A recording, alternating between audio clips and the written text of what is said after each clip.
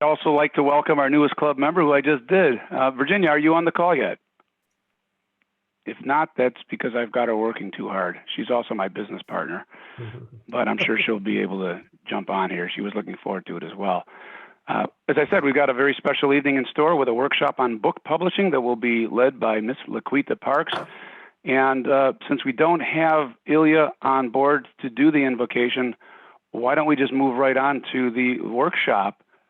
Marlena, if you're ready, you may commence recording.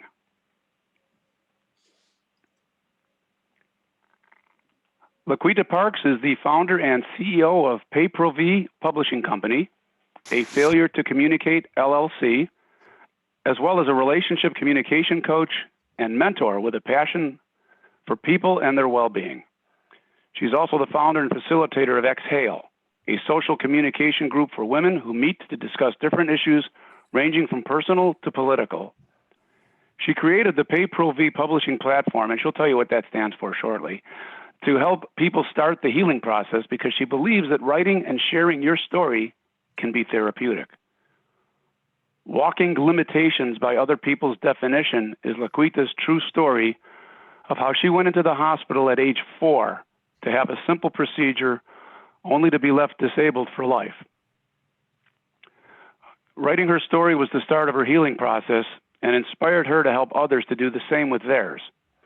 LaQuita has a degree in business and has planned and facilitated successful mentoring and communication sessions for nearly 20 years. She's an out-of-the-box thinker who believes that effective communication has the power to build bridges while ineffective communication can tear them down. She believes how we feel about ourselves has a direct connection on how we communicate. What makes LaQuita successful is the fact that she is also a compassionate listener with a genuine love and passion for people. LaQuita is author of several books, including Walking Limitations by Other People's Definition, Good Morning Friends, and a new children's book entitled My Neighbors Don't Look Like Me, as well as several other books that have helped countless people on their healing journey. Please help me welcome Ms. LaQuita Parks. LaQuita? Thank you, thank you, thank you, thank you, thank you so very much. I am so excited to be here. Danny, thank you so much for that introduction. As you were speaking, I was listening and I said, who is he talking about? And I was like, oh, that's me. That's my story. That's a part of my story. So we all have a story. 100% of everybody living and dead has a story. Out of all those people living and dead that have a story, only a small percent of those people will actually take the time to write their story. Out of the people who take the time to write their story, very few out of those people will take the time to publish the story. And why is that? There are a number of different reasons why that is. And today we're going to talk about the road to becoming a published author. So I'm going to share my screen. And so I'm not very, very good at this. So the pandemic has taught me a lot. And one of the things it has taught me is how to share my screen. So we're going to see how this works out for me, okay? So I ask that you guys be very, very patient with me because this is all new to me, okay? So I am not doing it good yet, but I'm coming. Where are we? So, am I already sharing? Am I sharing already?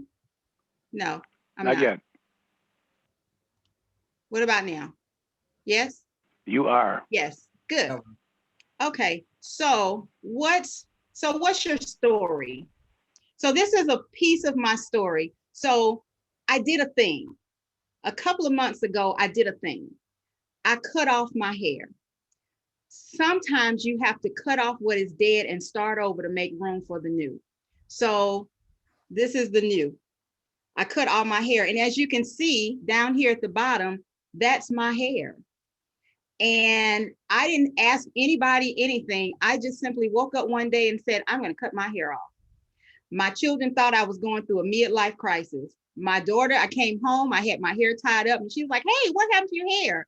And she called her sister and said, Mama's going through a midlife crisis. She cut off all her hair.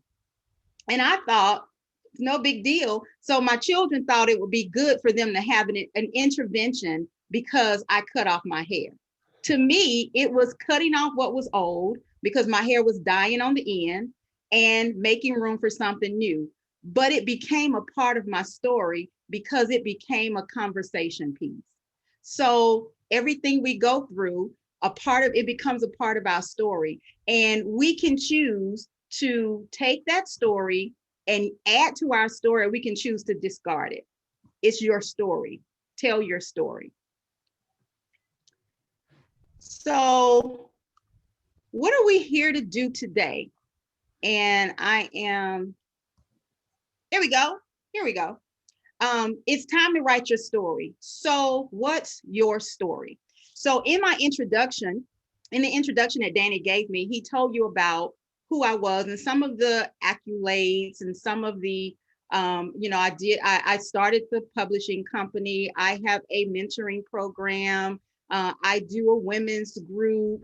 I have children. I've written a book. I've written another book. I've written a children's book. So that's my story. So what's your story? So PayPro Publishing, we're taking your story from a thought to a realization. That's who we are. That's what we do.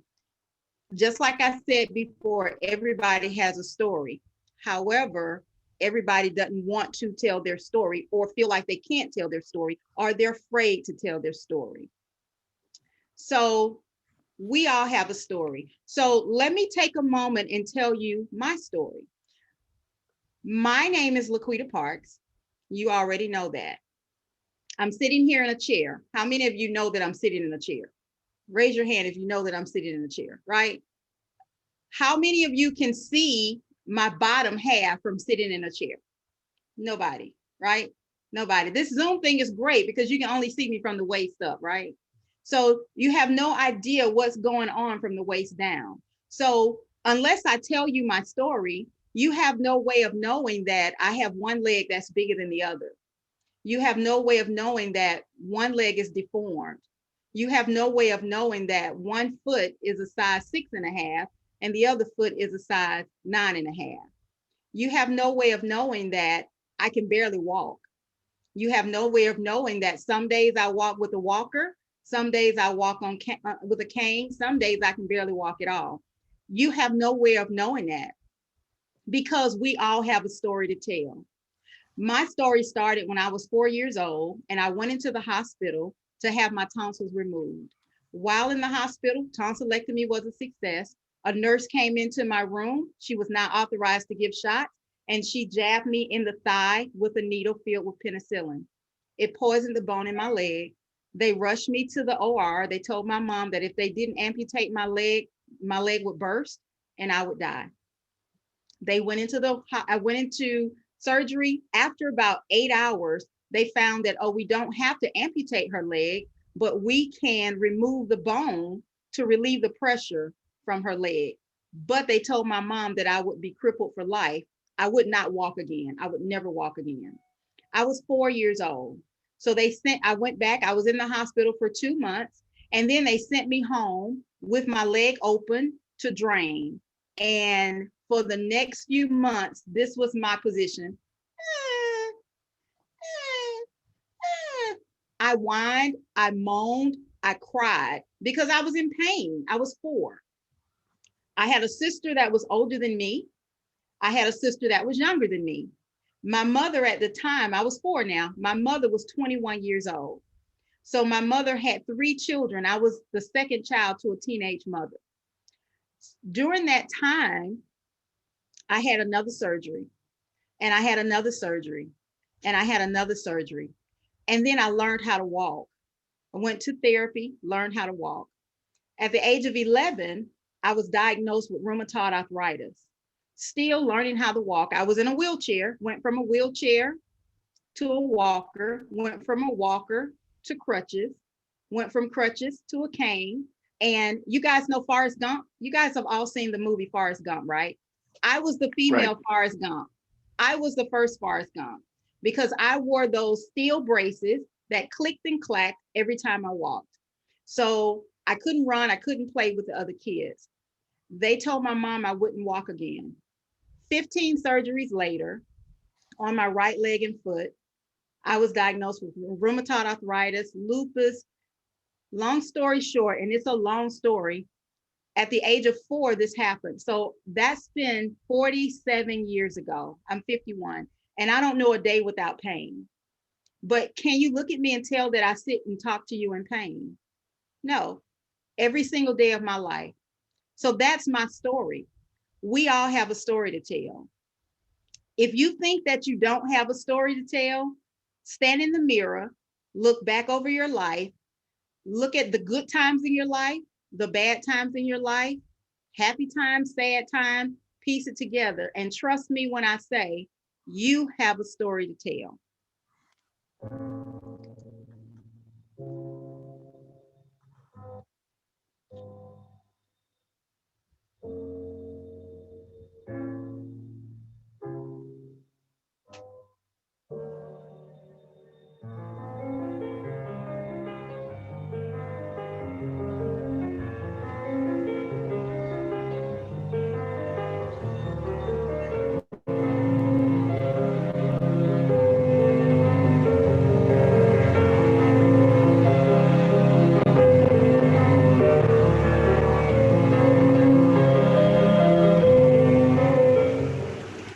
The last part of this video, this is what I call my little commercial. The last part of this video says, get ready to be introduced to a world of readers. Everybody that has a story to tell, there is somebody waiting to hear your story. So let's talk about writing your story. Then we're going to talk about editing your story, because editing is important. And we're going to talk about publishing your story. So with PayPro-V, we simply do publishing made easy. So first you have to start by writing your story. So let's talk about the steps to becoming a published author. I have a question for you. How many of you have already published a story?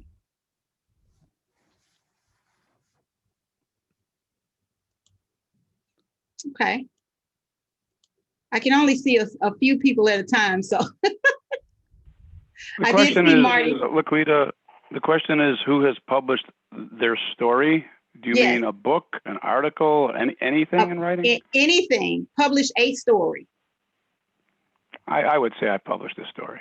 Yes. Okay. It can be a book, it doesn't have to be your personal story, but it can be in a story, published anything. If it was in a magazine, if it was a Facebook post, that's a story. If it's a blog, if it's if you send an email on your job to a story that you had to write, anything that you've written, not your personal story. We'll get to that part because you got to start somewhere, right? So the steps to becoming a published author. So the first step is letting go of what's holding you back. Okay. How many of us have something that might be holding them back? Danny, I'm going to tell on you. I spoke with you yesterday and you said, I've been writing my story and I've got to finish. So there's something, and it doesn't matter what it is. It could be time, because life happens, right? So sometimes when you're writing your story, when you start to write your story and you have a good plan, you start writing and then life happens. And what's the first thing that goes on the back burner? My story. Your story. It's the first thing, because it isn't priority. Whatever else is going on in the world becomes priority. So let go of what's holding you back. So I want to talk about publishing made easy. So this is my just start method. How to write your story, how to become a published author, how to write and a lot of people think that writing your story has to be an autobiography or a memoir. It doesn't. Your story can be in the form of a cookbook. Your story can be in the form of whatever you use to de-stress yourself. I have a client whose book is called Sweet Potatoes in a Bucket. And that's her therapy. She gardens and she finds all kinds of unique, tricky ways to plant vegetables and fruit. And so she went through the steps of how she planted sweet potatoes in a mop bucket. And it is very fascinating, but it's her story. She talks about in this book how she built a greenhouse by herself with her hands, and as long as she was outside working in the garden, the more she felt herself de-stressing, and the world didn't bother her. There was a pandemic going on around everybody except for her. She was in her greenhouse. And when I tell you it's magnificent, so look for the book, Sweet Potatoes in the Bucket. So it doesn't have to be, it doesn't have to be your an autobiography. Your autobiography can be in any genre or any style that you want. So we're going to talk about just starting. So we're going to talk about START, set goals, think positively. We're going to talk about acknowledging your why. We're going to talk about retraining your brain, and then take baby steps. And please stop me at any time if you have any questions. I can only see a few people, but if you stop me or ask the question, please do. Okay. So first, you want to know what your story is. When I started going through all of my issues, I was 4 years old. So I didn't know what a story was. All I knew was that, my leg hurt and I couldn't walk and I had a cast on, and, the kids picked at me, or I couldn't go outside to play. I was one of those kids that couldn't go out. So we don't get a lot of snow in Georgia. But when it rained hard, my mom wouldn't let me go to school, because when I did start to walk, I would trip over a pebble and break my ankle. Or I would walk, my right foot wouldn't move, the braces would click when they were supposed to clack, and I would hit the ground. So my mom was like, you know what, every time you go out this house, you fall and you end up back in the hospital with another surgery. So you can't go to school if it's raining. You can't go to school if it's snowing. You can't go to school if it's sleeting. So I didn't go to school. The lucky part was that I graduated on time because I had homebound teachers. So know what your story is. Your story can be one of, it doesn't have to be a sad story. My story, I don't consider my story a sad story, because there were a lot of lessons in that story that I eventually learned. And there are a lot of lessons that was able to help somebody else. So know what your story is. Sweet Potatoes in a Bucket is a story. I have another author who's writing a journal called Painkiller.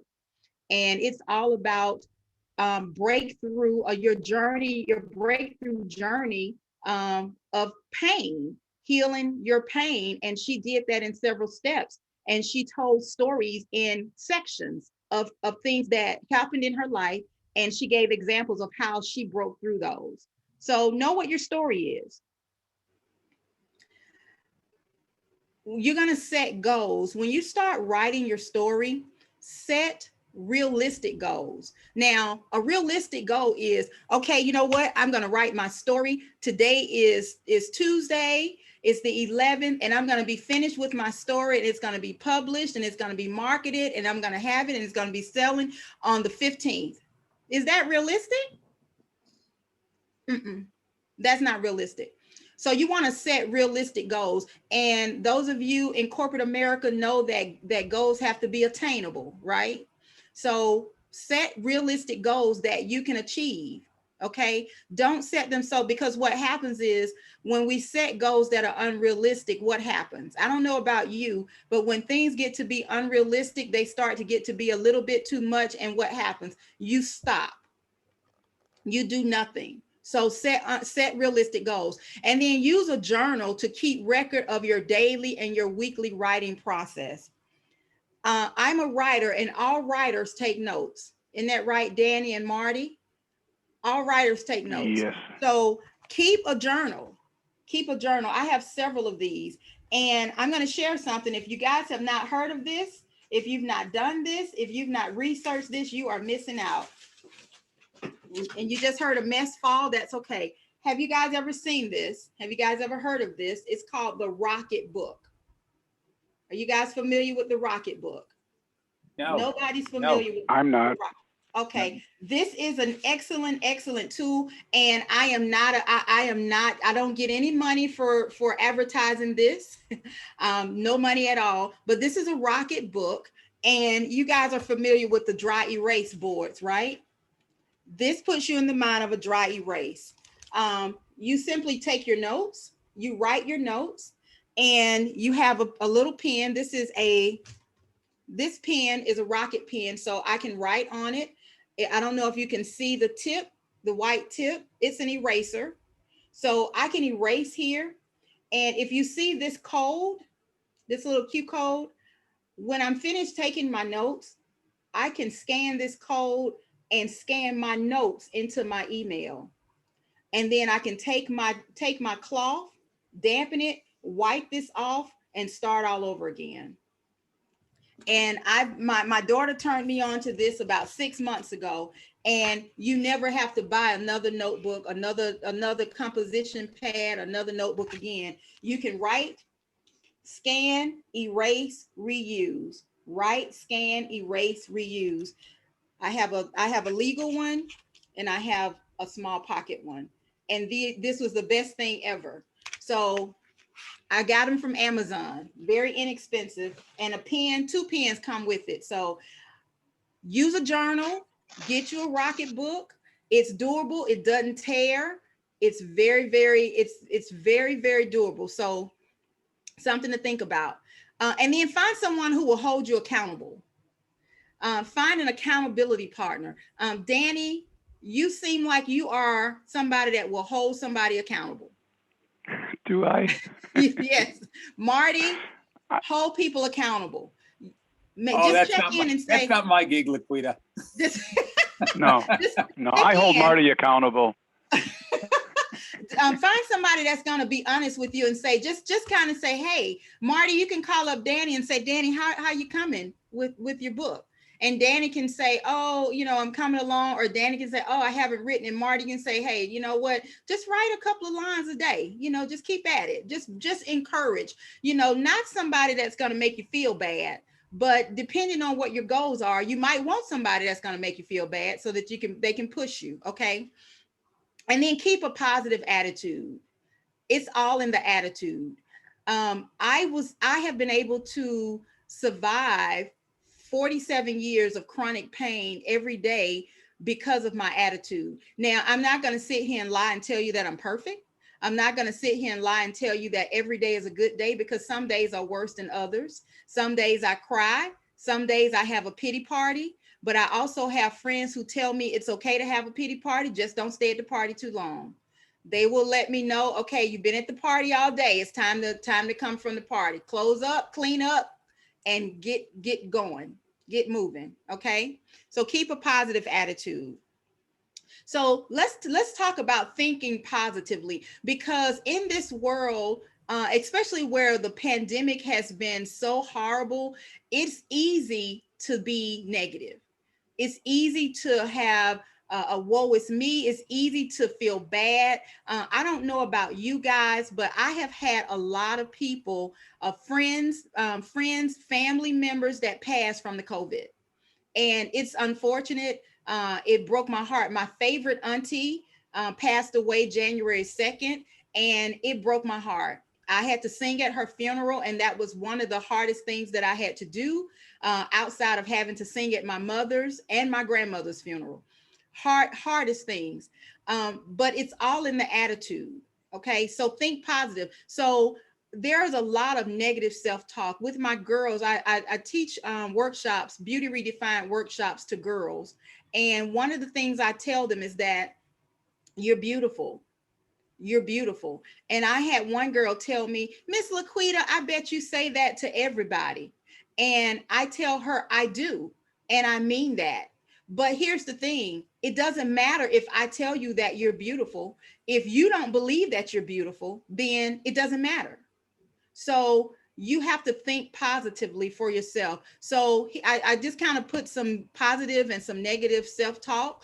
So some negative self-talk would be, I've never done this before. I've never written my story before. Positive thinking is, it's an opportunity to learn something new. Okay. Negative self-talk, it's too complicated. And I'm not sitting here saying that it's easy to write your story, because your story is different from my story. Some stories are more emotional than others. Some stories are more traumatic than others. Some stories have a lot more fear in them than others. So it is complicated. It can be complicated, but a positive way of looking at it is, I'll tackle it from a different angle. Negative self-talk, I don't have the resources, and that's one that's really popular when it comes to publishing a story, because there are fees involved. So you'll hear people say, well, I can't afford to do that. Well, yes, you can, because you can break it down to the least common denominator if you need to, and prioritize. We do what we want to do, right? Everybody on this call do what we, everybody, I'm sure that there is something that everybody on this call could have been doing other than being here listening to this little Georgia girl telling you about writing a story, right? You could have been doing something different, but you chose to be here. So everybody makes a choice. And if you want to publish your story bad enough, then the resources won't be an issue. Necessity is the mother of invention. So it's all about prioritizing. One of my favorites, I'm too lazy to get this done. Now, listen, I like a country ride. I'm a country ride kind of girl. So on Fridays, I typically try to clear my calendar so that I can get up and I can hop in the car and I can go for a country drive. I love nothing more than driving down the highway, watching the trees, the beautiful trees, the trees turning colors, the sun shining, the clouds. I like to look at the pattern of the clouds and try to see if I can make them out to be animals or, houses or whatever. So I do that. So I love a lazy day. So saying I'm too lazy to get this done, being lazy, sometimes we have to, especially in the world of busy. But if you really want to write your story, then you'll find a way to fit it into your schedule and prioritize it. Okay. A negative self-talk, there's no way it will work. Well, I'm going to tell you, if you think you can't, then you can't. But if you think you can, then you will. Okay. And this I know for sure. It's too radical a change. Writing your story is radical. There will be people who will tell you why, depending on what your story is. There will be people who will say, why are you going to do that? I had a friend of mine, we've been friends for almost 30 years. Her husband of 25 years passed away in January. And his sister, sitting at the table, as I was preparing the funeral program, I did the funeral program. The sister said, she looked at me and said, so you're a publisher? And I said, I am. So you publish people's books? I said, I do. Well, I don't know why. I don't understand that. I just couldn't do it. I don't know why people would choose to tell their business like that. I read this lady's story, and I bought her story, and I looked, and it wasn't but 45 pages, but she told all her business, and I just don't agree with that. And so I said to her, I said, 100% of people live and have a story. I said, everybody has a right to tell their story. And just because you don't agree with the way that a person tells their story does not negate the fact that they should not tell their story. I said, every person has the right to walk around feeling free and productive from the pain or the trauma or the heartache that someone else has caused them. So you don't have to write your story in 200 pages. You don't have to write your story in 100 pages. You can write your story in 20 pages. It does not matter as long as you write your story. She had nothing else to say to me. In fact, she lifted her head, turned her nose, and walked out the door. And I was okay with that because it was time for her to leave. Okay. So there are going to be people who are going to give you the negative self-talk. Put it back on them with your positive thinking. Okay. Stay positive. Stay positive. It's hard, but that's where your accountability partner comes in too, because they're your rah, rah, rah. They're your cheerleader. They're your, you can do it. Then you want to acknowledge your why. Okay. Why are you telling your story? And you want to think about, well, what kind of story do I want to tell? So there are so many different types of stories. So you might want to tell your story to entertain. I have a friend who wrote a story, and it's a fantasy. It's a fantasy. It's about a little girl called Milan. The book is called Milan Takes a Bow, and it's a fantasy story. However, her story is about her little girl that died when she was 10 months old. That's the character. Now, she turned it into a children's book and she called it Milan Takes a Bow. That was her story. And that was the way that she healed. But she wrote the story in a way that it was fantasy for little girls. And she wanted to entertain, but she took her pain and she used her baby girl as the character for the story.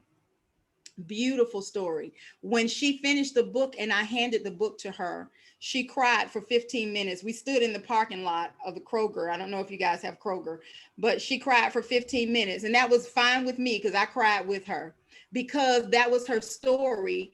And that was how she wanted to heal. So it wasn't an autobiography, it was her personal story, and it helped her heal. And now she's writing part 2 of Milan Takes a Bow. Very exciting. Your book might want to be to inform people. Sweet potatoes in a bucket. That's her story of healing, but she's informing people of how she grew sweet potatoes in a bucket. She's informing people of how she built a greenhouse with her bare hands from top to bottom. And then persuade. You might want to persuade. So an example, and I asked earlier, who's written something? An essay, an advertisement, political writings. So your writing might be to persuade.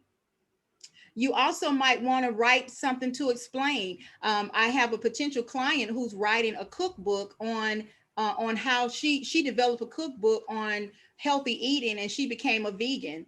And it was so unique how she did it. Every time she would have, and she works in healthcare, so she started doing this before the pandemic. Every time she went to work and she had a bad day, she came home and she went in the kitchen and she just started taking stuff out and she started creating recipes, and she named them after her bad day, and she tested them on her children. And that was her story. That was her healing. So her story is in the form of a cookbook, and it's an awesome cookbook because she has a unique way of making pancakes. So look for that book too, guys. So it's a step-by-step guide. So her book is to explain. And then you might want to describe something. I'm working with a group home in Minnesota, and they're writing, there's young people are submitting short stories. And I got a submission today about a teenager, how a teenager coped with her mother dying of cancer. So she's describing in great detail what she's going through, from her mama being in the hospital, having to go into foster care.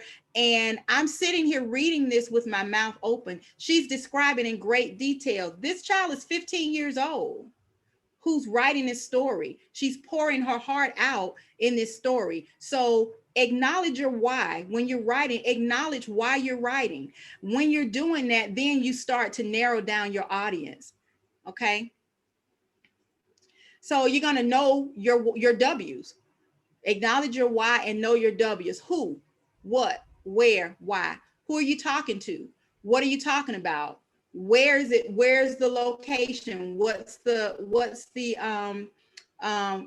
point of interest? And why are you writing? Why am I doing this? And then you want to retrain your brain. Isn't this a beautiful brain?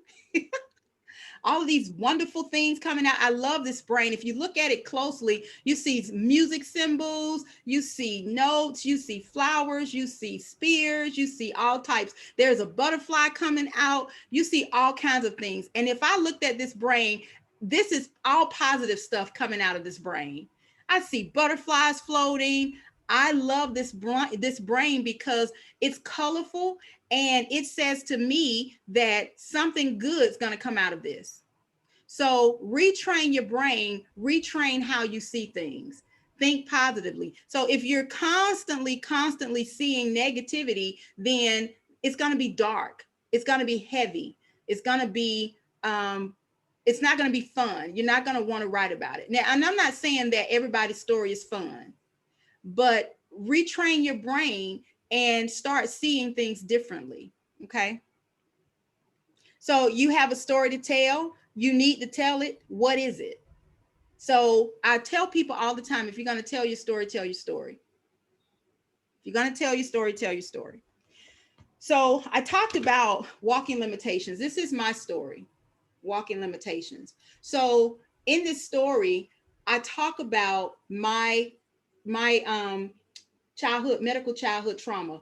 But what I also talk about is the walking limitations that I put on myself. So I didn't, and it's all a part of my story. So I didn't have any control of going into the hospital. My tonsils had to come out. I kept having sore throat, so they had to come out. Didn't have any control over that. I didn't have a control over the nurse coming into my room and giving me a shot in the leg. Didn't have any control over that. Didn't have any control over where I lived. Didn't have any control over my mom being a teenager. Didn't have any control of, being born into a house where there were already 10 people. Didn't have any control over that. But then I started placing limitations on myself. So I got married. I got married at 19. I had my first child at 20. And if you want to do the math, I was pregnant when I got married. Okay.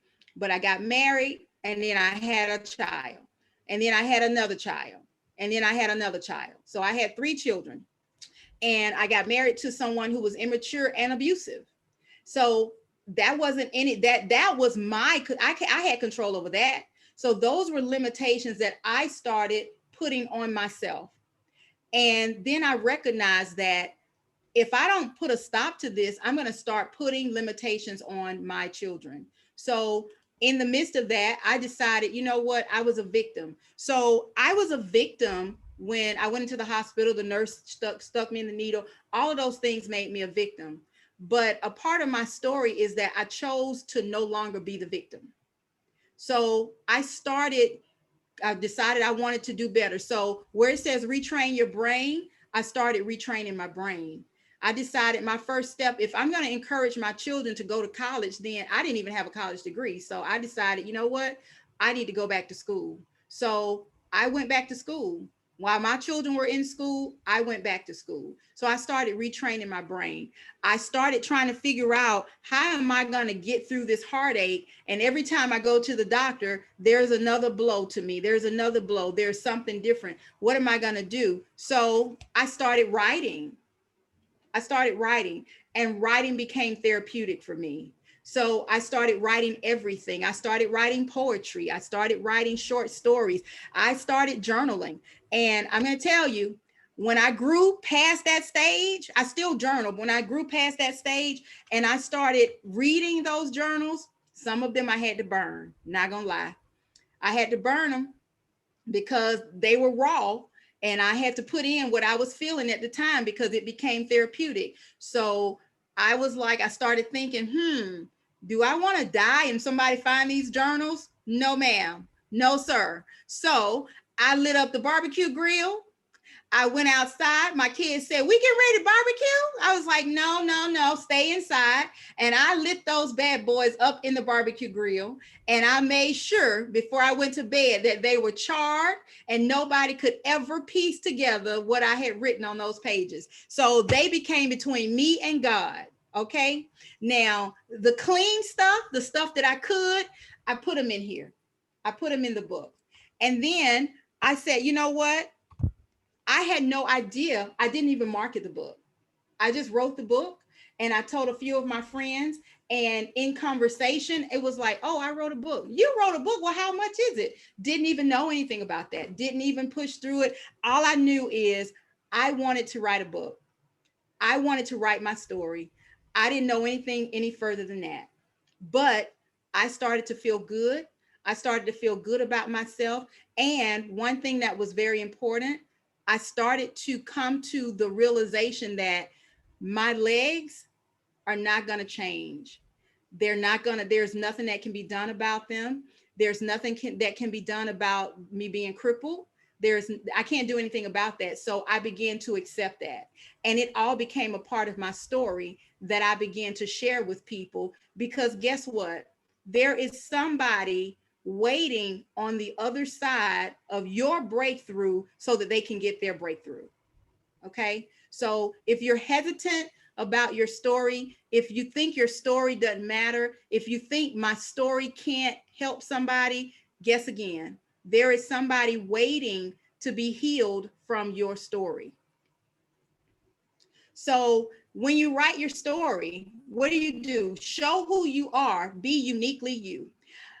One of the things that I do when I meet with people who are ready to write their story, I ask them, do you have a title in mind? And one of the reasons I do that is because I like to Google titles. And and you guys know when you Google titles, there are some titles that are the same, but the book is different. The cover is different. So I'll have people say, oh, somebody else has that title. Well, if that's your title and that's what's in your soul, don't change your title because you're going to be uniquely you. You're going to show who you are and you're going to be uniquely you. Okay. Because there's only one LaQuita. All of you on this call might have a walking limitation. We all do. All of us have a walking limitation, but your walking limitation is not my walking limitation. My story is not your story, Danny. My story is not your story, Peter. My story is not your story, Marty. So everybody has a walking limitation. So show who you are in your story and be uniquely you. Leave your readers or your audience with a reminder. Leave them with a lesson. So when they see your book, when they hear it, they'll remember you. I'm going to share something with you guys. This is what the back of my book says. It says, it has been a journey filled with pain, hurt, and sadness. I've cried more tears than I ever want to admit, and I've made it through many sleepless nights. How does a simple procedure leave a child crippled for life?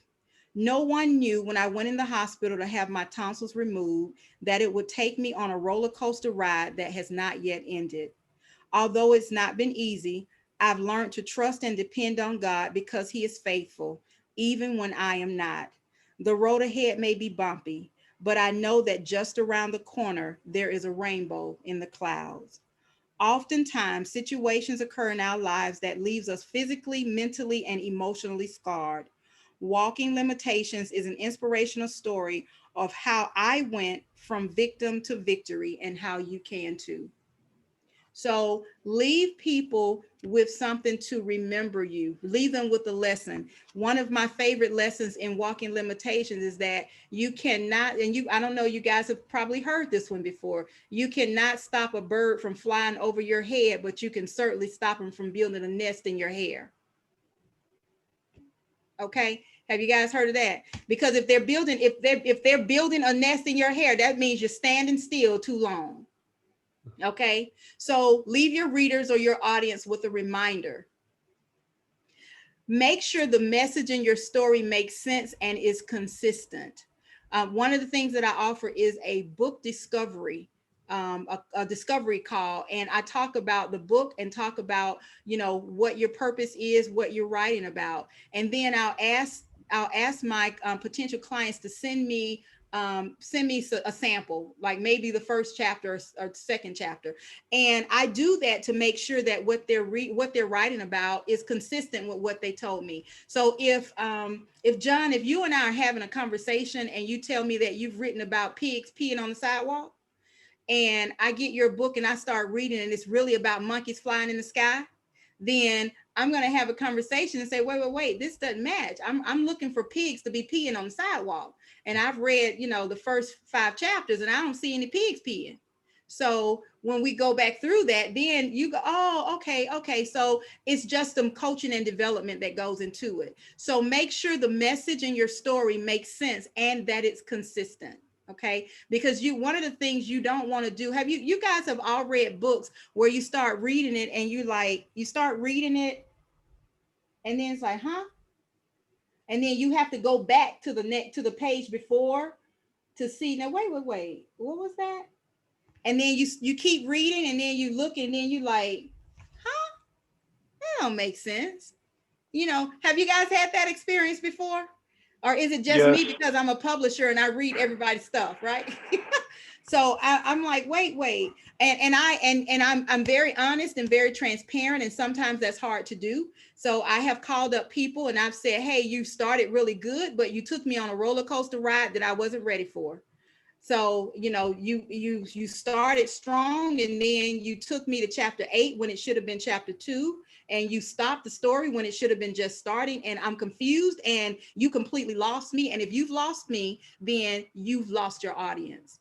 And all it takes is for a couple of people to read your story and they tell their friends and their friends tell their friends, and word gets around really quick and you have no sales for your book because it's confusing.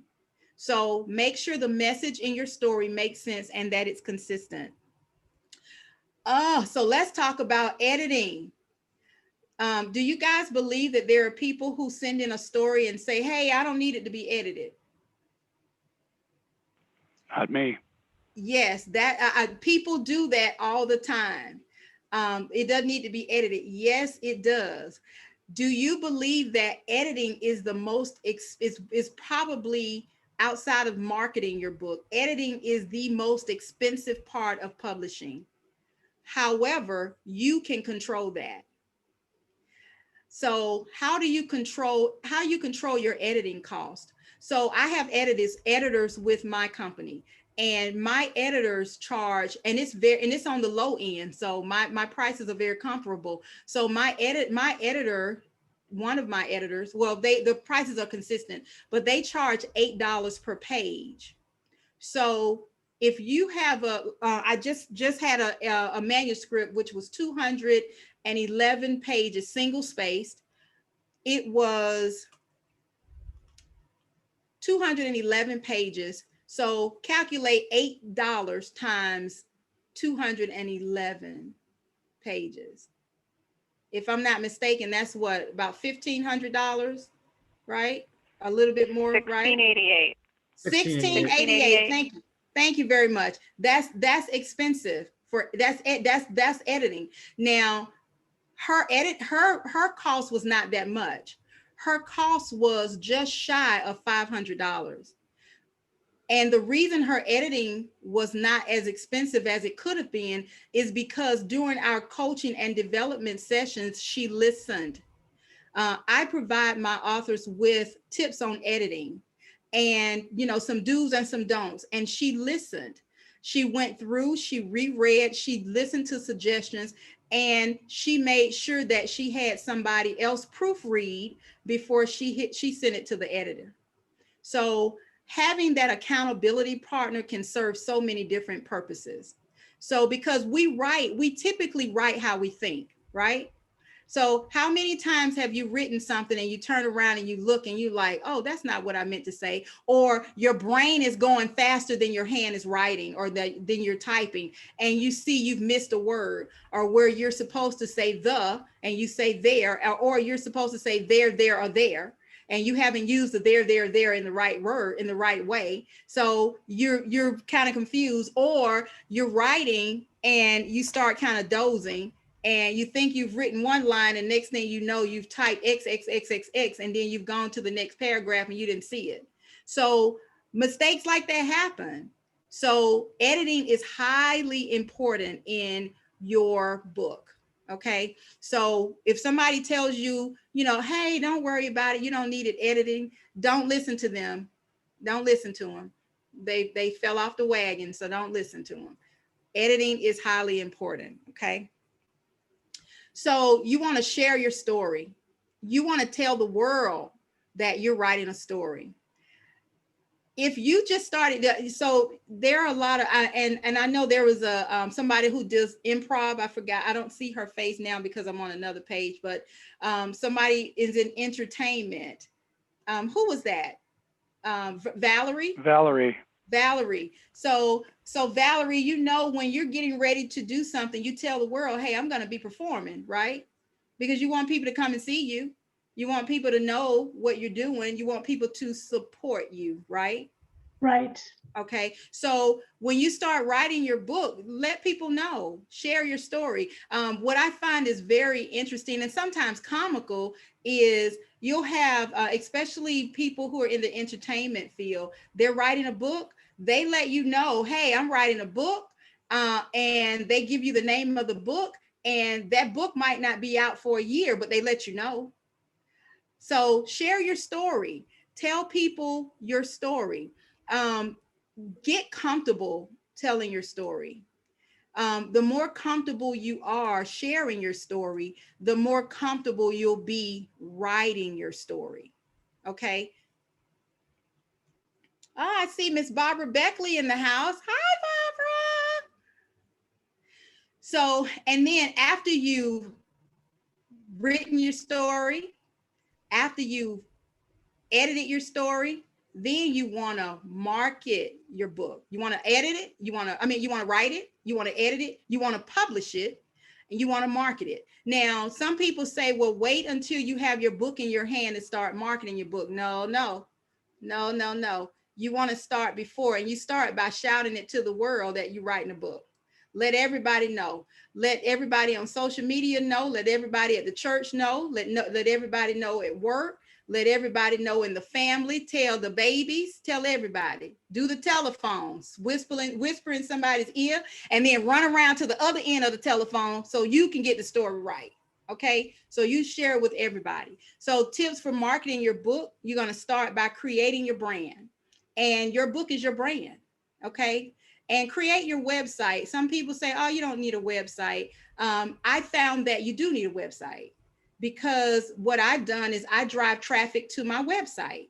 And your website is an opportunity to sell yourself and tell what you're doing and everything that you're doing. So create a website, create an email list, choose the right audience for your marketing, and reach out to book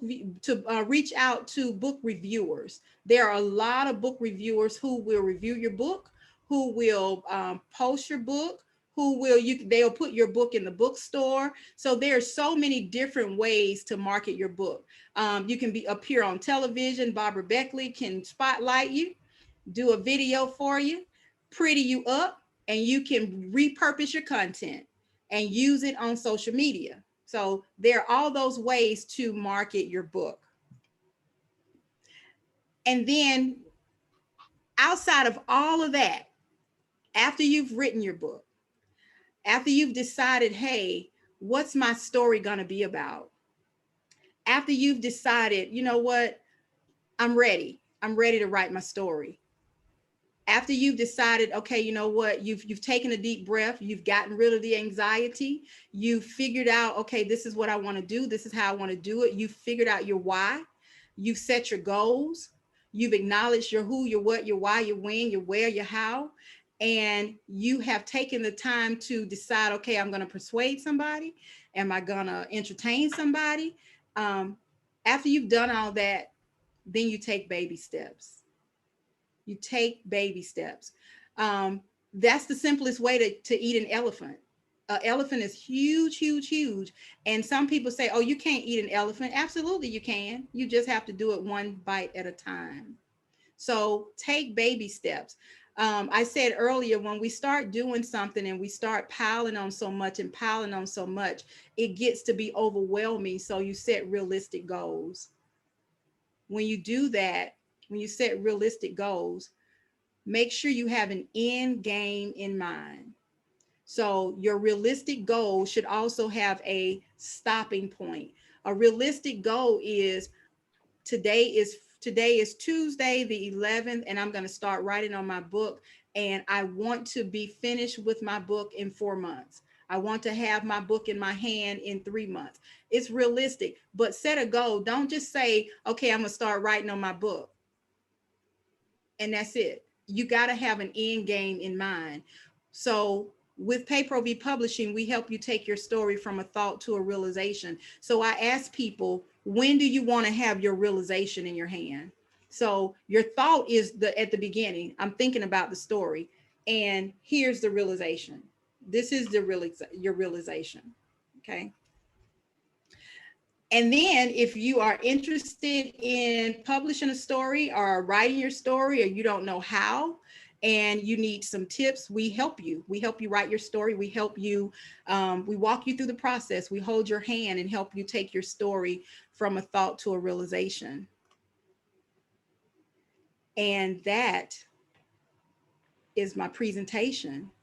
So I am open to any questions. I know I think I still have time. Did I go over my time, Danny? No, you did not. You finished in basically 1 hour sharp, which is what we had discussed. So that was fantastic.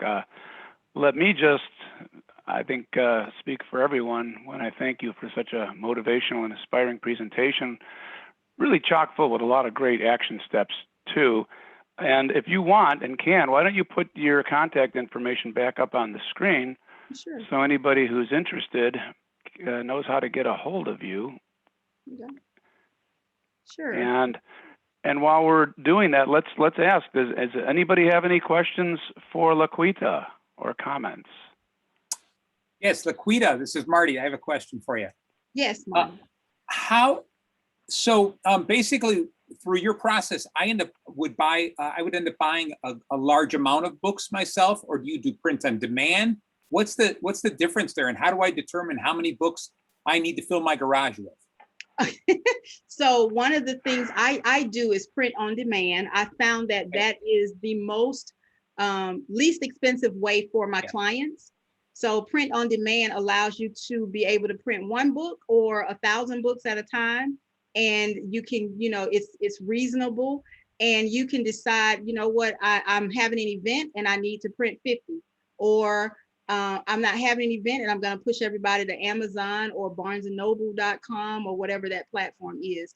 So that's that is the least expensive way. And there is also other ways, but they require advanced time, 6 weeks sometimes, to get a bulk, and you have to order, a minimum, sometimes 150 copies, 200 copies at a time. So that gets to be a little bit more expensive.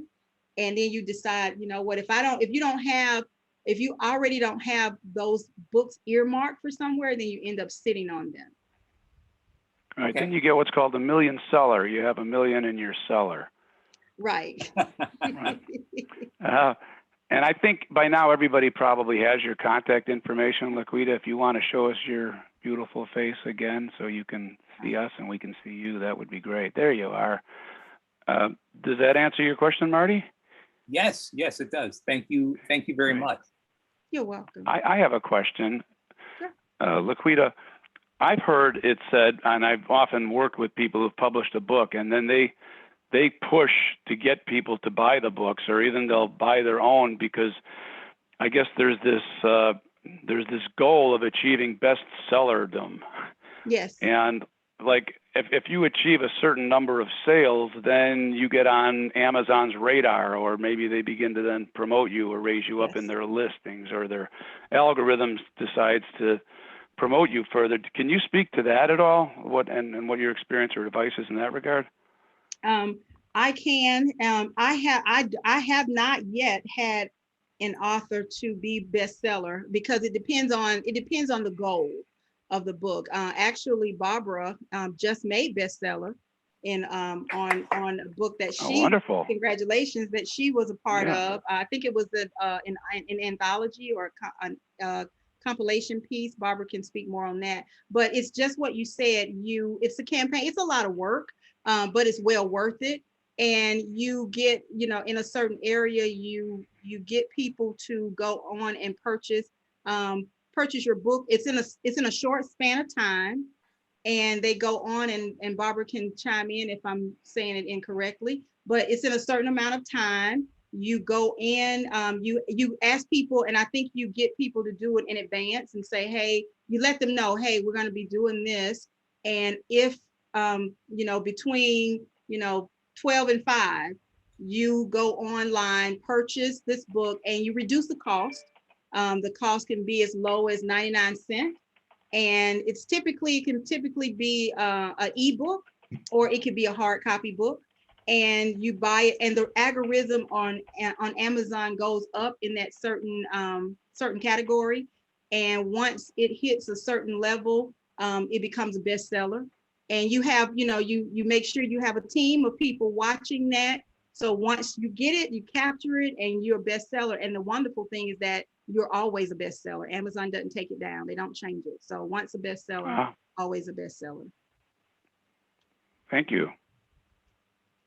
LaQuita, I have 2 questions Sure. for you, and they're pretty different. The first one I was going to ask was, we know that you've taken your story and you've written it. How did you, or why did you? What was your motivation and inspiration to go from somebody who's writing your own story to taking that to other people and helping them with their story too, and creating your own company out of that? Just kind of curious about that. So I've always wanted to help people. And before the pandemic hit, along with my medical issues, I ended up at the Mayo Clinic. 4 times I was at the Mayo Clinic. And while I was there, I had people calling me saying, hey, and just asking questions, because I've always been the go-to person because I do mentoring programs, women's groups. So people always think, for some reason I give good advice. So they always call me asking me questions. So I decided, okay, somebody called and say, hey, can you help me? How did you do this? And I said, well, instead of telling them how I did it, I started kind of walking them through the process and say, okay, well, I can help you. And I was at the Mayo Clinic, so it took my mind off of all of the tests that I was going through at the Mayo Clinic. So while I was there, I published a book for somebody. And then I wrote and co-authored a children's book. And I started having people saying, how did you do this? How did you do this? And as I was talking to one of my friends, and I said, the pandemic had not hit yet. And at the Mayo Clinic, I realized that I wasn't going to be able to go back to my corporate job because I was a desk job, because of course I can't stand and do all those things. So, but I knew that I was not going to be able to go back to it because I needed to be able to control my own environment. So I had people saying, you should go apply for disability. And I was like, no, I'm not disabled. I don't want to apply for disability. So as I was thinking one day, and somebody else, 3 people was like, hey, how did you do this? Let me do, help me do this. And one of my friends said, you should just, you do mentoring, you do coaching and development, you do a women's group, you do, a job readiness training program. You should just add publishing to your list of things. And I said, maybe I could. And I started thinking, well, what would I call it if I did a publishing company? I've never done a publishing company. I don't even know how to publish. And it's like, why you don't? You have, at that time I had 3 books. I had done 3 books of my own: Walking Limitations, Good Morning Friends, and A Simple Procedure. And so I said, well, what would I call it? And the person I did the first book for said, what about Pay Pro V? And I said, that doesn't flow off the tongue good enough. And I said, Pay Pro V. And then of course people say Pa Prava, then Pay Pro V, like the cable TV. And I said, well, what does that mean? It's like pain, progress, victory. And a light bulb went on, and I was like, pain, progress, victory. That just makes too much sense. That's the story of my life. So Pay Pro V, pain, progress, victory. And I said, because without pain, there's no progress. Without progress, there can be no victory. So I came up with that concept, and then I wanted to help people publish their stories. I wanted people to know that I know that I'm not Simon & Schuster, I'm not Brown Girls Publishing, I'm not Random House. And I wanted people to be able to come to me and who felt like, hey, I those people won't hear my story. So I wanted to provide a productive professional platform where they can feel non-threatening. People can, they can feel like they're talking to, their sister or somebody that can help them and not judge them, but help them hold their hand through the process. So Pay Pro V was born. So I hope I answered your question. I know it's a long Yeah, answer. very interesting. Very interesting. I do have one more quick question too. I'll give you a quick preface with something I've learned recently, and then the question. So my mother and father-in-law live in a retirement community. One of their neighbors, whom I've never met, has a stack of books sitting outside his door, and it is exactly this. He's written his own book, and he's giving them away. I've got it on my dining room table. Haven't really read it yet, but I've looked at it, and I was thinking about it. Obviously, he's gone through that. He's got a hardcover book, which is fantastic. Um, I don't know his motivation behind it. I don't know if he's trying to sell it or not. And if I'm thinking about this process for myself, I guess my question is, do you ever have people who are interested to write something, but maybe aren't excited, or their motivation may not be to sell a lot of these, right? Their motivation might be just, I'm going to have this as something for my family down the road. I'm just kind of curious about that too. This book is called Rock Bottom. And the person that wrote this book, I didn't publish it. This book has not been published. But the person that wrote this book about 6 years ago, before I even published my book, it's a beautiful book. And I asked and asked and asked, you should publish this book. So I put it in the format for them, designed the cover, and said, okay, here's the book. He only wanted the book to say, there are 2 copies of this. He has one, I have one. And it's just to say, I wrote the book. It's been 3 years since I did this, and now he's ready for me to publish it. So he only wanted the book as a sense of accomplishment to say, I wrote a book. So one of the things that's important to me is, no matter how much I feel like it's a good book, no matter how much I feel like it has the potential to be a bestseller, no matter how much I feel like it can be on this platform and this platform, I am very, very respectful of the art of and I call them artists, but of the author. If they don't want to do anything but have one book, so I pay very close attention to the purpose for them writing the book. Some of them, I'm working on a book where this guy just wants a book for his family, just to share with his children. It's a children's book, just to share with his children. He's not interested in selling it on Amazon. He's not interested in marketing it. And I'm like, it's good, but I have to respect them. So I do have people who have various reasons for publishing the book. And just let me say this too, Mark, just because a person writes their story, I'm a big proponent of writing your story. It does not mean you have to publish your story. Writing is therapeutic. It's therapeutic for me, and I believe it is healing, because nobody ever healed by keeping everything bottled inside. That's a powder keg. Getting it outside is what helps. So did I answer your question? Yes, thank you. You're welcome. Does anybody else have any questions for LaQuita? Yes, I have a question, LaQuita. This is John. First of all, thank you for your nice presentation and inspiring all of us with all your accomplishments, and even better, how now you want to share your path and with others, and inspire them to do the same in recording their stories. My question is, in your coaching people to write their story, are there certain basic elements of a good story? Yes, there are. The first, if you're going to tell your story, tell your story.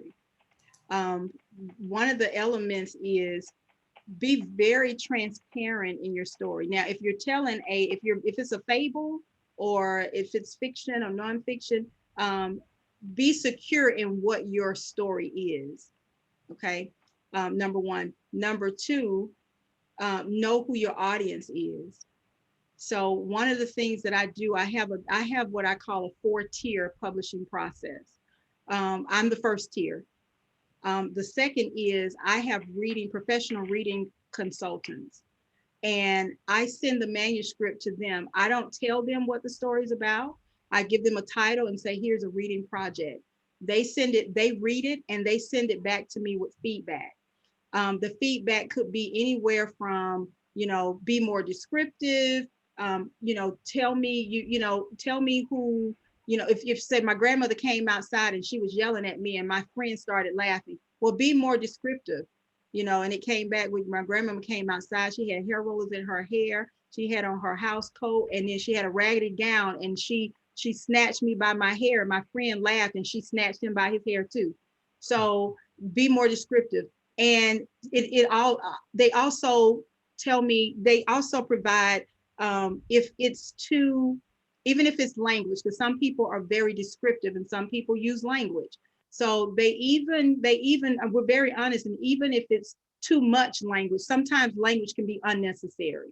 So be secure in your purpose for writing a story, and also know what your purpose is. Why are you writing the story? Are you writing the story because you want to make residual income? You want to make passive income? Are you writing the story because you want to leave a legacy? Are you writing the story because you want to heal? Are you writing a story? I've had people want to write a story to expose a story. And so I'm very, very careful with that too. You don't put names. We don't name names. We do not name names. So all of those are very important in the storytelling process. Good, that helps. Thank you. You're welcome. Thank you, John. If there are no other questions, we still have a little bit of time left, and I know that Ilya, are you still with us? You are. Of course I am. What do you think? Wonderful. All right. Well, why don't we transition then?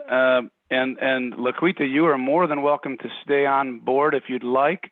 We will move to that will conclude the workshop. And again, many thanks to you. I think thanks everyone for remaining engaged and just really soaking up all the pearls of wisdom that LaQuita had to share with us. And if you want to make any final comments, LaQuita, any suggestions before we move on to our table topics, please feel free to do so. Hey, Danny, it looked like Valerie had a question. Oh, I'm sorry. Go ahead, Valerie. I did not know that. Go ahead and ask your question. Now, when LaQuita is finished, I'd like everyone to give her a hand of applause. Yeah. That's all. Sure. A round of applause for LaQuita if we're done. She's not finished yet. She's got something else to say. I just want to say thank you so much for having me. This has been a plump, pleasing pleasure, better than a triple-decker peanut butter and jelly sandwich. I also want to say, when you start writing your story, we all have a story. Start writing your story. Don't dilly-dally. Don't wait. Don't delay. Very quickly, I had a person who I knew for years. She killed somebody some years ago, and she called me and said, hey, I want to tell my story, and I think you can help me. We had an appointment to meet. She did not show up for the meeting. I reached out and said, hey, what happened? She got busy. 2 days later, she passed away. She never got a chance to share her story, so her children never did understand what happened, that their mom killed somebody. I still don't know their story. So don't overthink. Write your story. You got a story? Tell your story. It's your story. Tell your story. That's all I have. Thank you so much. I think I'll stick around if you guys don't mind. Yes, please, I hope stick you will. around. Definitely stick around. And when I'll come to Atlanta, I'll come see you. Please do. Please do. I will. We'll have a coffee. We'll have a coffee, definitely. Yes.